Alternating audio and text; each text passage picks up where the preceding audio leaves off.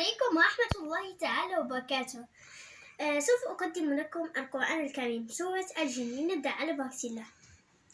بسم الله الرحمن الرحيم. قل أوحي إلي أنه استمع نفر من الجن فقالوا إنا سمعنا قرآنا عجبا يهدي إلى الرشد فآمنا به ولن نشرك بربنا أحدا وإنه تعالى جد ربنا ما اتخذ صاحبة ولا ولدا وإنه كان يقول سفيهنا على الله شططا وإنا ظننا أن لن تقول الإنس والجن على الله كذبا وإنه كان رجال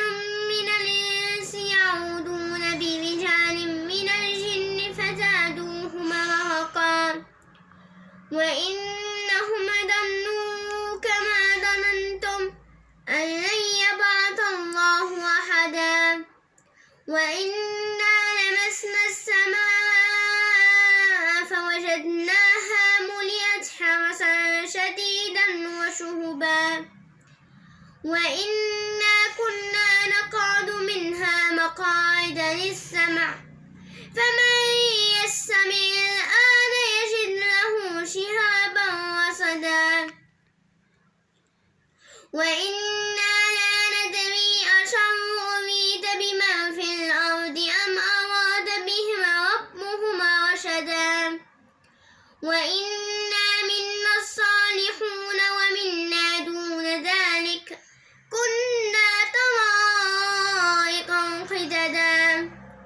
وإنا ظننا أن لن نعجز الله في الأرض ولن نعجزه هربا وإنا لما سمعنا الهدى آمنا به فمن يؤمن بربه فلا يخاف بخسا ولا رهقا وإنا منا المسلمون ومنا القاسطون فمن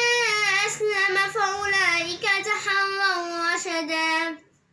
وأما القاسطون فكانوا لجهنم حطبا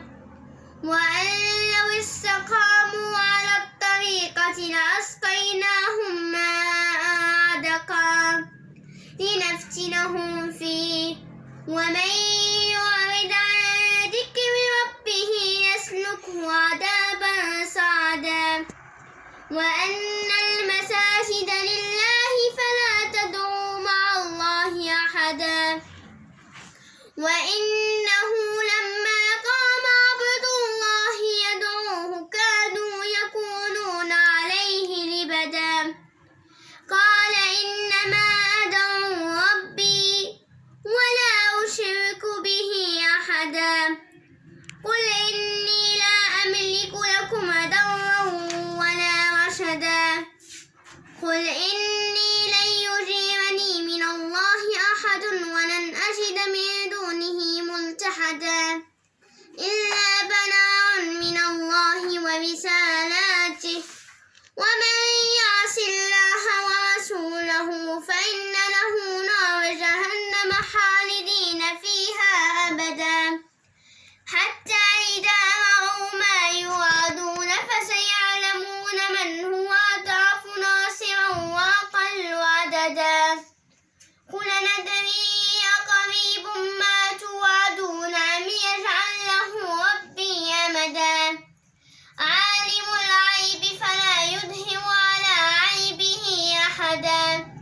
إلا من ارتدى من رسول فإنه يسلك من بين يديه ومن خلفه رصدا